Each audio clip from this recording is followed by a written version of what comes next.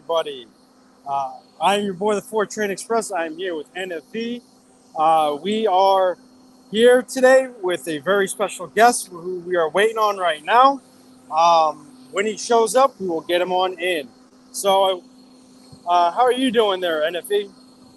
I'm doing good, man. I'm doing good. You know, we did that live stream this morning. It was an excellent live stream, as always, man. Absolutely. Appreciate you coming on there with me. Every Appreciate time you I having hope, me. yeah, always, man. You know, it's almost at this point. I would say you're pretty much my co-host at this point on Tuesdays I and Thursdays. appreciate So, that. you've been jumping out with me, man. So I think it's only fair. I'm like, I know he's gonna be there, so he might as well just jump on with me. Why not? We have a lot of fun. So We do. looks like people are slowly coming into the chat. We got Stephen B. What is good, Stephen B? Hopefully you're doing well. I know Stephen B is a hardworking man, dude. He's always out Yep. there just grinding. And we ready? And guys, welcome. Let's give a warm welcome to Scott Braun of Foul Territory. Scott, thank you for joining us today and taking the time out to speak with us. How you doing? What's up, guys? Good. How you doing? Doing well, Good, Scott. How good. are you? Good. Loving Good, life. man. Yeah. Exciting spring training times. Everyone thinks they're good right now. Yeah. Spring is always fun, but this year especially. So I have a question in regards to baseball. I know you covered something about the Diamondbacks and their owner saying that if the city doesn't give them the money to fix their stadium, they're gonna move out of Phoenix. What is that all about? What is going on over there? Ooh, we're starting high. So the trend in baseball is it's threatening season, right? And everyone's favorite villain, and by everyone I mean owners, is John Fisher because he has been threatening the city of Oakland to make him even richer for years. And he actually is doing what many people threaten to do, which is leave a city. He has quiet quit on his city for the last few years, especially. He is the worst owner and the most poisonous owner in all of sports. But what he does do is provide a legitimate threat for some other owners to go to their local council or however the hell that BS works and ask for money for their own profit machine.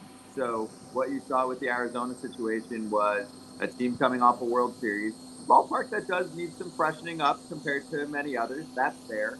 But for some reason, the public keeps having to pay for it. So all of us hard workers in the world have to give our tax dollars for the billionaires to ask for money from us to pay for their own profit machines. So this is just the latest case where Ken Kendrick, the owner of the Diamondbacks, literally said he doesn't want to threaten, but that they're running out of time. That is a threat. We're not stupid. We're also people. I know we don't operate in the same fashion, but that's what's going on there right now. I think their lease ends in 2027, I want to say. Go ahead. Go walk out. Everyone that wants money, go leave and see what happens. It's just ridiculous to be asking the public for that kind of cash on a basis. Hopefully that gets figured out on its own without hardworking people having to give their tax dollars towards something like that. Imagine if I had a restaurant that drew a ton of people to my town, and every 5 years I went back to the town and said, well, I'm drawing people in to my restaurant, so you pay for it. You pay for the renovations to my restaurant. Everyone would be like, that's ridiculous. That makes no sense. They'd be like, oh, are we getting a cut of it? No. It's just that my restaurant is bringing tourists into town because I have really good pizza here. That's insane. That's not how this should work. Yeah. It's just a scam. Yeah, it sounds like a total shit show, is what it sounds like. Yeah, but it's going on all over the place. I mean, the Brewers just got public money to renovate. The Orioles just got more public money to renovate. They're beautiful ballparks. I want baseball to thrive in those cities. It's just we all know that that's not technically necessary for that to happen. Franchise values have not been going down as far as I've seen. So it's just another case, and they do point to someone like that. Occasionally, you'll have an owner actually fly to one of the potential expansion cities and fake meet with the team there and act like they're going to leave. That's what's going on in Arizona. Hopefully that gets worked out without the public having to suffer from it. We know that the owner can pay for it themselves. If an owner was in that much dire straits, they would sell the team. No team goes for under $1 billion. They'd be fine. Yeah. I mean, My God. That's But that happens all the time. That happens all over sports. That's not just a baseball problem. That's just a problem. You know, Owners are greedy. People get pissed. Yeah. Yeah, it's just a bad system. It's not how it should work. We know that they can afford to do it on their own. It is a bad system. Yeah, it happens. Every sport just about has that problem. But really, you're going to be a gatekeeper of the sport and you're going to own a team where franchise value always goes up, then if you need money to spend on renovating your own shop, then you borrow it just like anyone else would do, and then you pay it back because the business of baseball is not going anywhere, and most sports teams in general are not going anywhere. Because that soccer worldwide, all of that, right? It's the same crap that we deal with. Yeah, for sure. So, Scott, thanks for coming on again. You know, we spoke a couple of months ago. That was pretty awesome and great to speak to you again. So, thank you again for coming on. Just want to get right into spring training. What are your thoughts? Any players standing out to you? Any teams standing out to you? How are you feeling? Feeling good. I mean, it's so early in the process that I'm not going to bank too much on what I'm looking at. I think certain pitchers that come back looking healthy, maybe with a new pitch, is fun to follow at this time of year. But we're so early on in the process, we still have weeks to go, that it's just nice to see guys in new uniforms. The Dodgers are the talk of baseball right now because of what they did during the offseason. So that's what stands out. There are, a few games where I'm like, I have to be locked in. This one from the jump. I obviously wanted to see Ohtani make his debut with the Dodgers. I wanted to see Yamamoto make his debut with the Dodgers. So it's cool to see Corbin Burns starting for the Orioles. Stuff like that, that's more from the visual side. Cool to see a player in a new uniform. But yeah, I mean, as far as pitchers that are standing out, I've mentioned his name a couple times today, actually. I think Chris Snell looks really good right now, and I actually think he's going to have a good year, change of scenery. I do believe that he's healthy. It looks like he's come to camp with a little more velocity and a little more ride on his fastball, as if the Braves need to be even better and take away a pitcher from Boston, where Boston is severely struggling in the pitching department. There's one that I would think of as All right. Cool. So, with all these pitching injuries that are happening right now, do you see any of these teams making a run after Snell or Montgomery? Any predictions, if you had to guess? I mean, I've thought that Blake Snell should have belonged in San Francisco for a long time now.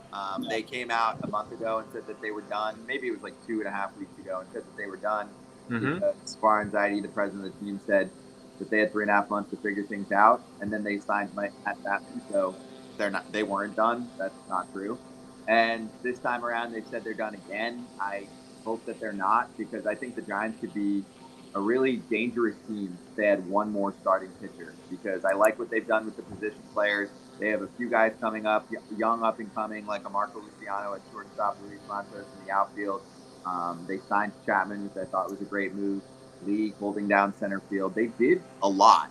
Added Robbie Ray, who could be a force in the second half. I just need one more starter there. Like Snell, Logan Webb, and Robbie Ray in a playoff series is a problem.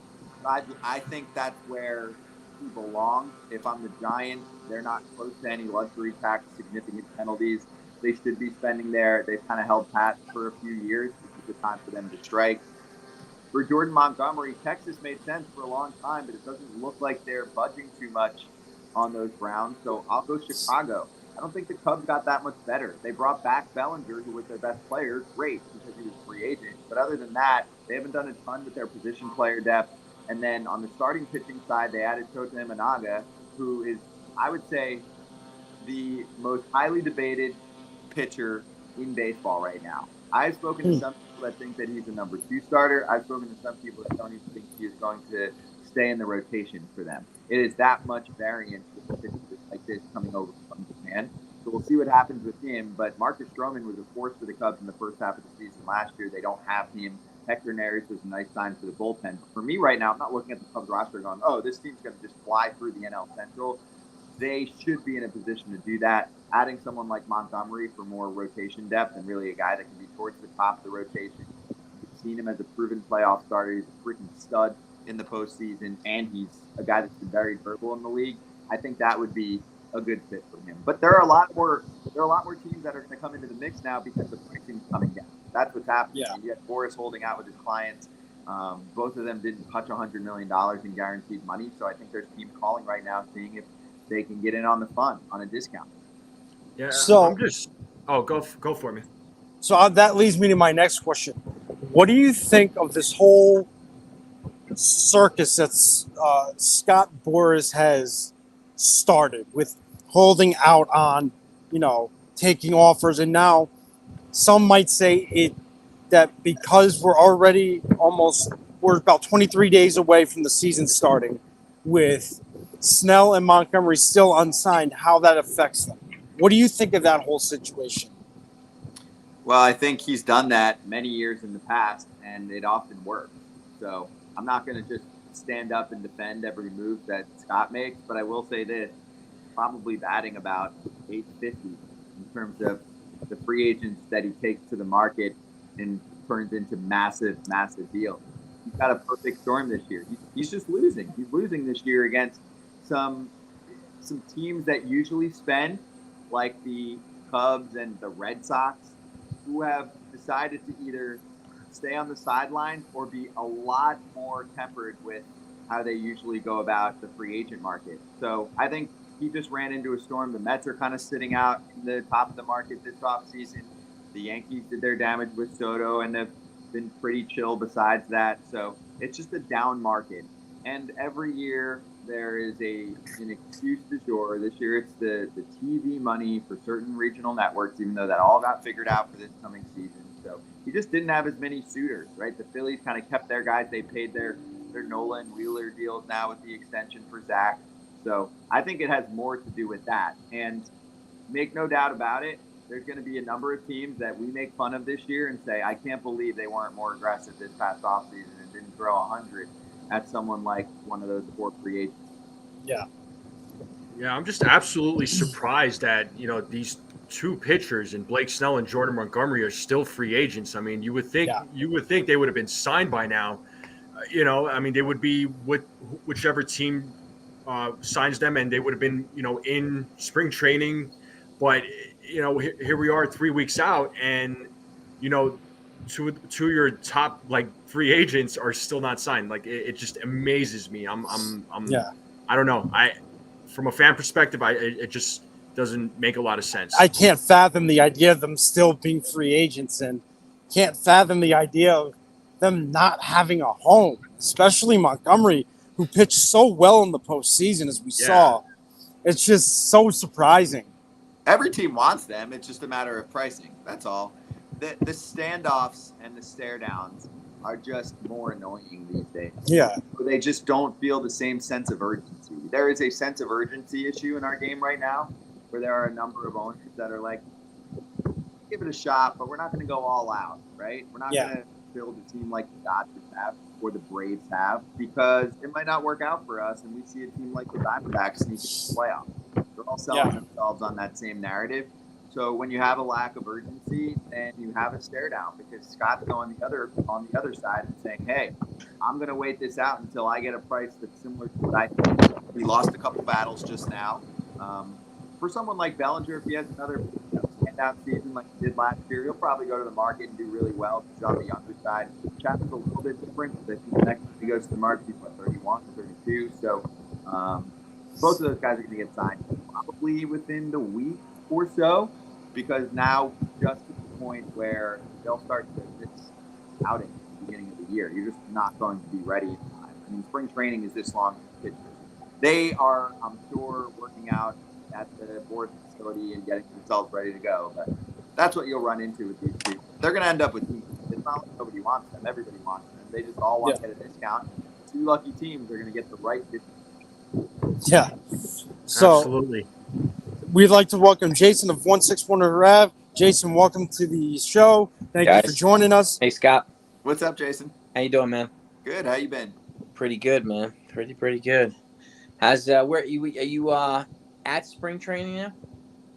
Foul Territory's at spring training. So what we do is we send one of our player hosts with our crew to a different camp every day or two.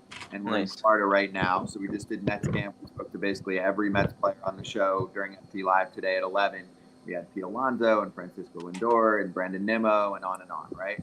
So we'll have one of them sit down at our set with a player, and then I am actually currently up north so that I can be either with Todd Schaefer or Eric Kratz to be, on the studio side, so that when they're in between interviews and they're getting set up, since we don't have too many commercials thrown anyone's way on purpose, we can kind of take over while they're getting set up for the next guest.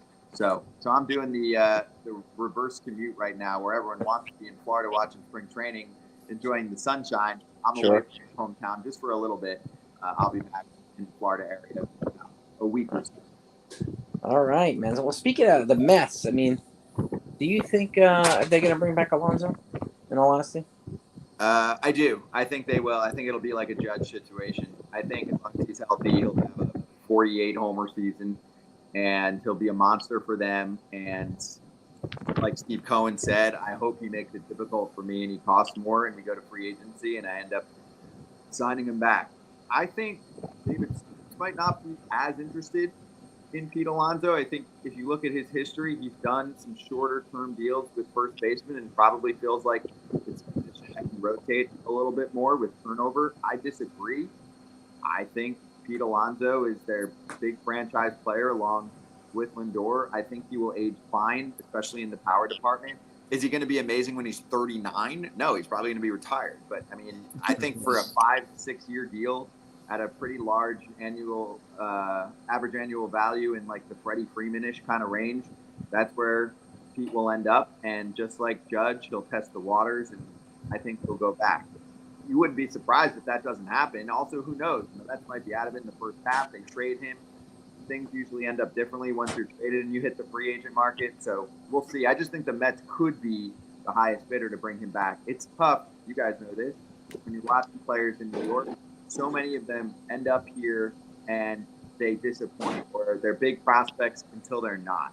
Pete has done everything, right? He is a freaking run machine. Yeah. He embraces New York. He's great on the marketing front. He does every interview.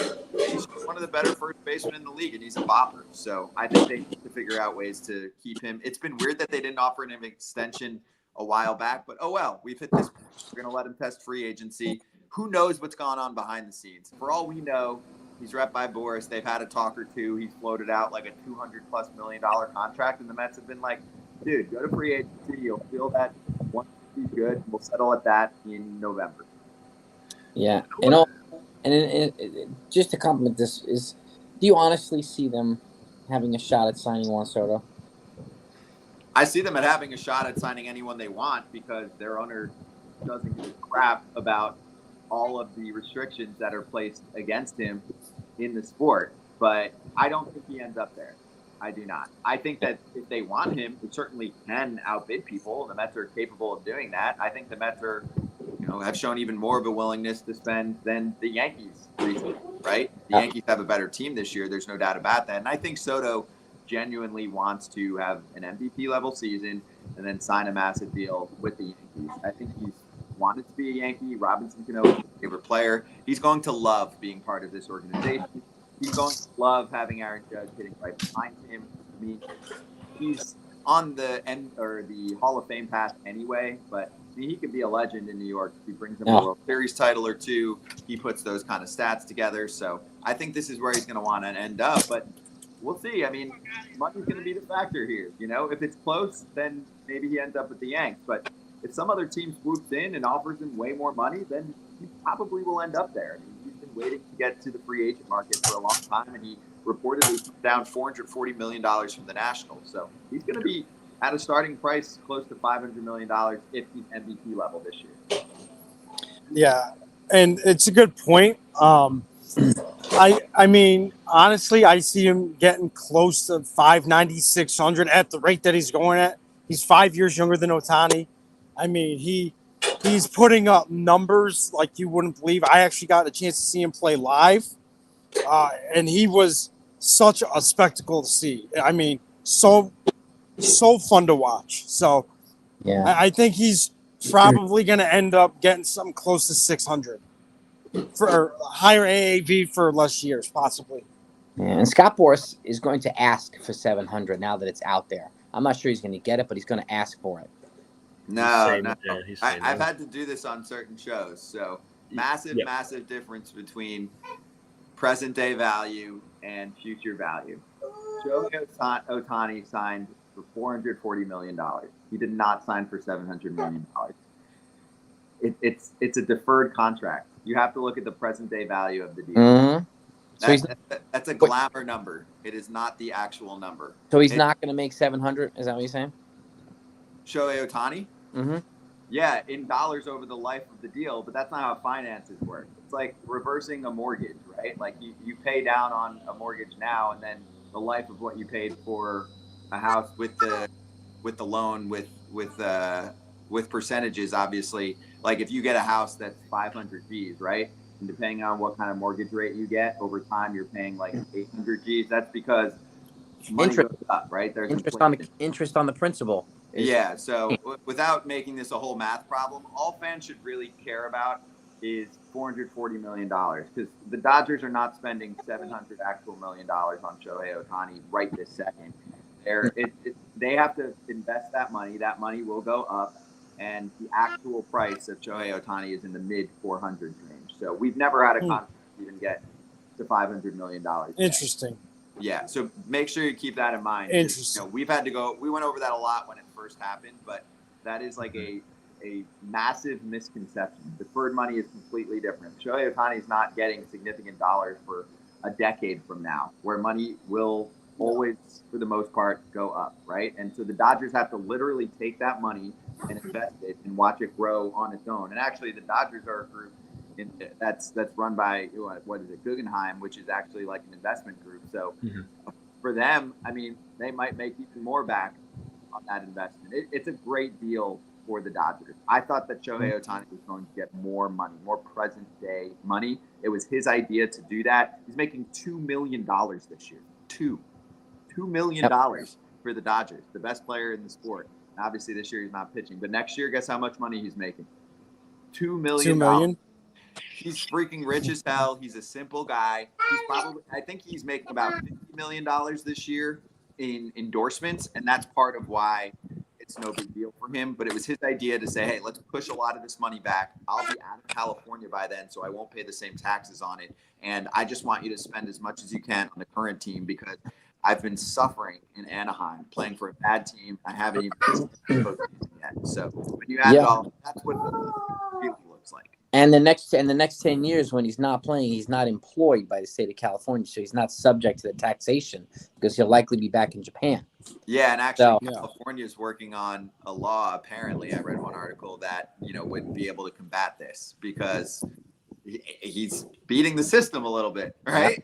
Yeah, big time. I'm sure there's big tech in California too, and it's already happened, but I'm sure it'll happen much more until they change the law around, where it's like, oh, it's a CEO, we're gonna pay him $40 million, we're gonna do most of it until he moves to Florida after he retires. Yep. There'll be all kinds of crap going on. I mean, it happens. There are much better finance shows and podcasts for people to listen to, but all I think baseball fans should realize is that Shohei Ohtani's deal is for like $440, not for $700. It happens all the time on Wall Street. They take a $200K base salary. That's what they're fully taxed on. They get a $100 million bonus. It's classified as carried interest. It's taxed at almost zero.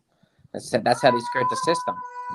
That's and crazy. They make loads of money. Ohtani's smart, man. Yeah, he's doing it right. So, and the Dodgers did it right this offseason.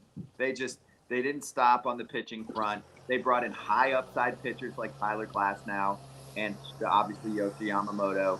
And then even on the position player side, aside from Ohtani, they're like, you know what? We could use a dude that would just annihilate left-handed pitching and go on a heater in the month of October like an Adolis Garcia. Let's get Teoscar Hernandez. He fits that bill. So cheers to them. They did a great job. They obviously won the offseason. We'll see what happens. There's good competition for them. But that's how teams should be doing it in the offseason. You look at holes and you don't just plug them, you enhance them. Yeah, I was going to say they deferred some of Teoscar Hernandez's contract too. They did the same thing. So, I mean, Dodgers are deferring contracts. I mean, I'm surprised more teams are not doing that. The deferrals. I mean, teams try to do that. The Nationals have been doing that for many, many years. Okay. Really? Deferred contract. Strasburg has deferrals in his contract. Yeah, the Nationals were doing this for a very long time. It's just about both sides actually meeting at a price, right? There are probably some teams that have thrown deals out there with heavy deferrals, and some players are like, nah, I don't want to take that kind of deferred contract. A little bit like Teoscar, okay, but think about it. I mean, there are some players that are like, nah, I don't want to get $2 million right now and then get most of my money in 10 years, right? Yeah. They want their money right now. So it just depends. I mean, could it become a little more common? Sure, but that actually is just how deferred money works. It's not cheating the system where some people were like, oh, the Dodgers are just doing this to mess with the luxury tax and all that. That's not how that works. What messes with the luxury tax is if you sign a player like Turner, Xander Bogaerts, or Bryce Harper to a deal that's like 11, 12, 13 years, and they're still getting big money when they're like 40. What that does is it stretches the number per year that you're paying a player. Like if you look at Harper, okay, he's making like somewhere in the mid-20s per year, where there's other players that are way above him. That's because he signed a 13-year contract. So the Phillies get less punishment on the luxury tax system. Go spend more money and not have to give it to, the poor teams or the profit-grabbing teams that are the comparing system. So we're getting real in depth right now, but this is how it works. Yes. It's interesting. I mean, I happen to like the deferral system for the very reason that you were talking about, that it's not, you're not getting the full thing, but it's like what you said with the Ohtani deal. Like, he deferred the money. He's getting $2 million for the next 10 years. And, good for him for doing it.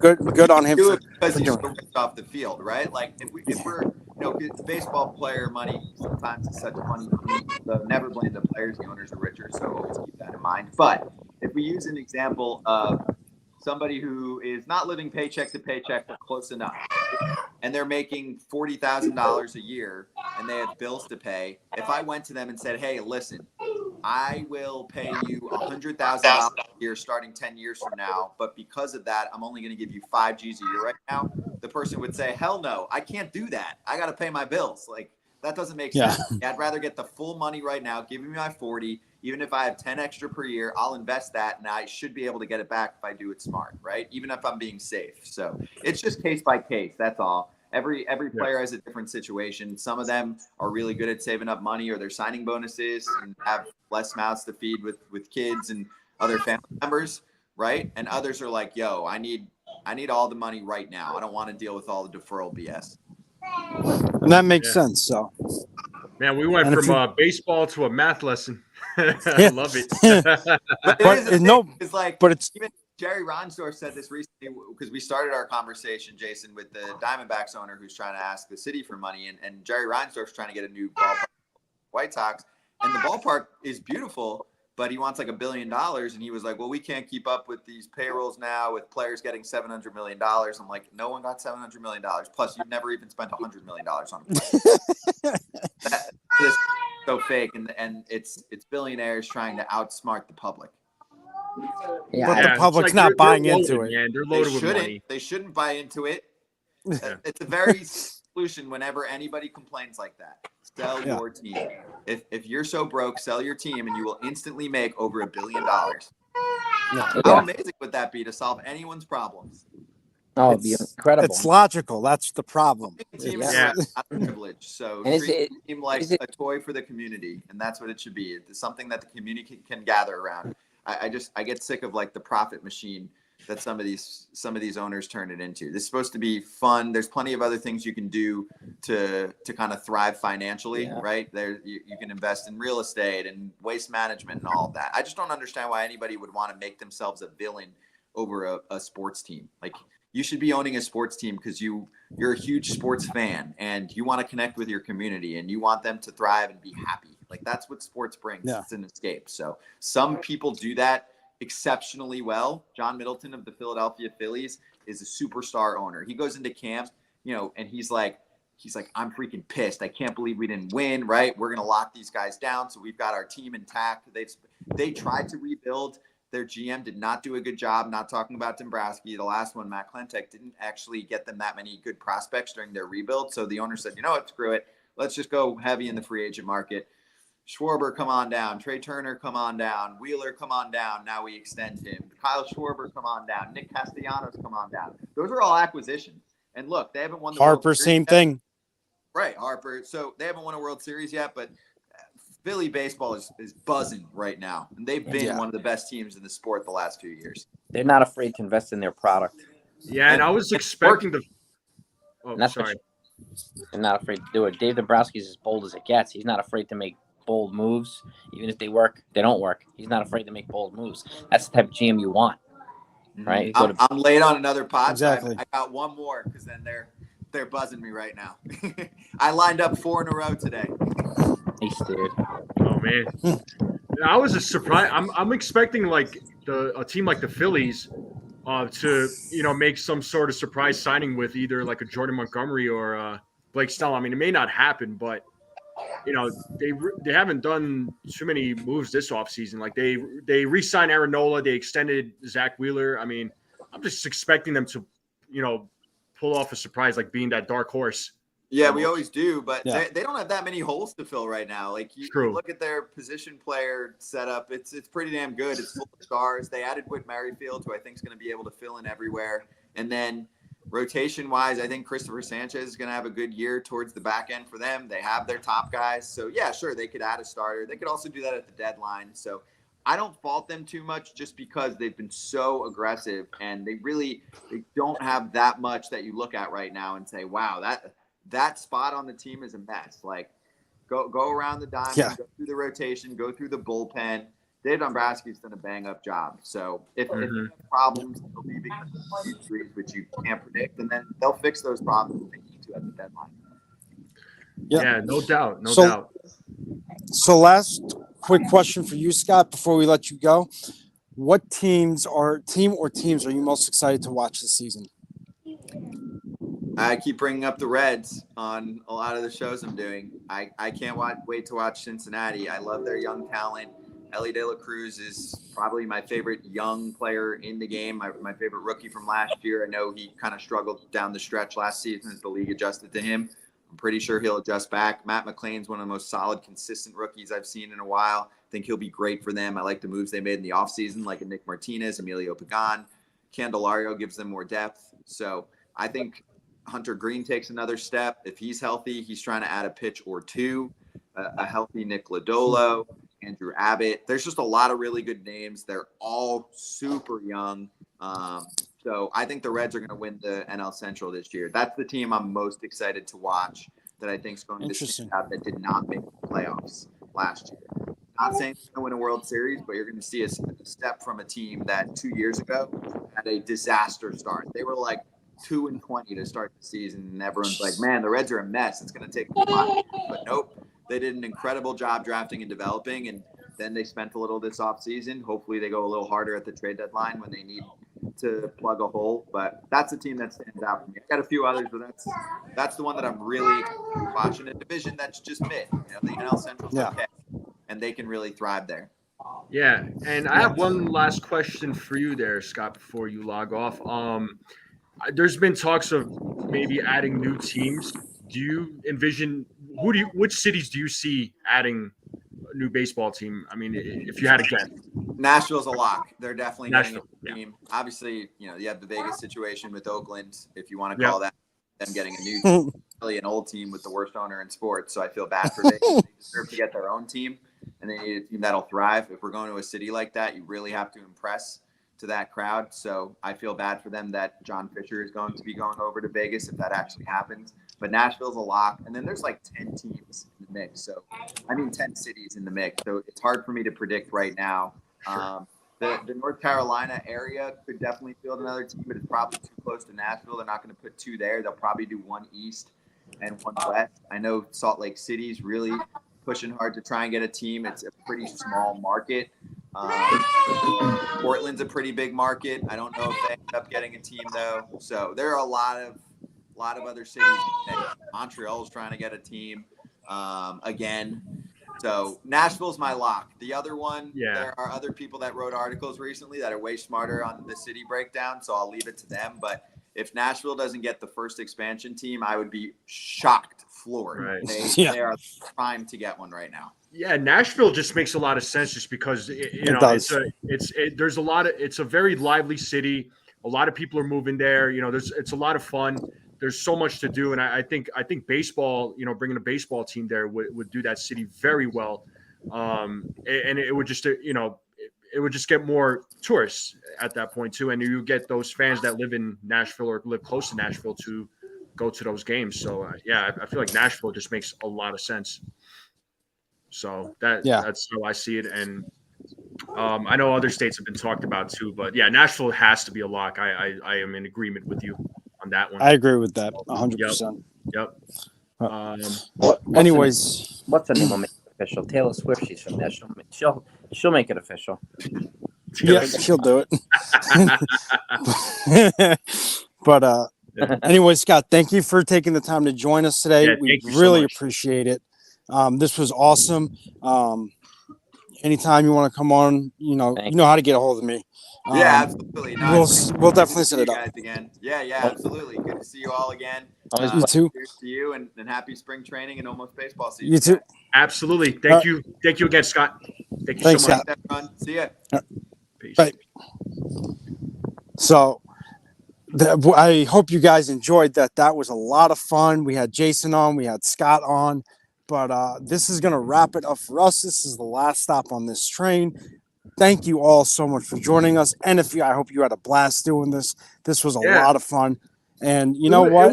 It was good. But I want to ask you, man, what did you think of Scott's takes, on the Dodgers? And, I want to get your thoughts on that real quick, man. So before we wrap this up, I will give you my thoughts on that. I thought he brought up some very good points. He made a lot of good arguments for it. He really honed in on what the Dodgers did. And that was a good thing. So I really appreciated that. I also appreciated the fact that he talked about the cities for expansion. He's right about Nashville. So I thought he was very knowledgeable, and it was great talking to him again. Yeah, no doubt, man.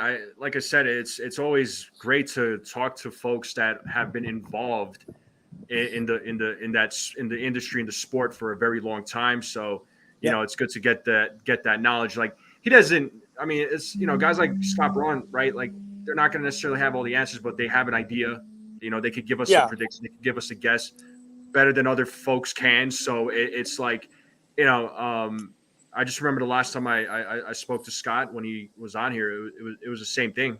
He was just, he was giving his ideas and his takes, his opinions. Absolutely. I feel like with a lot of his takes, man, he's always just spot on, so, and, like everybody who's involved with sports at some level is going to give their take. So I just wanted to share that real quick. So no, absolutely. But anyways, guys, this is going to wrap it up for us. Thank you all so much for joining us. And thank you for being a part of this. Yeah, thank you. Thank you.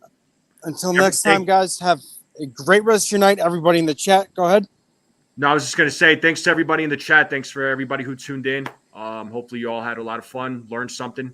We'll definitely do this again. Yep, absolutely. Have a great rest of your night, guys, and see you next time.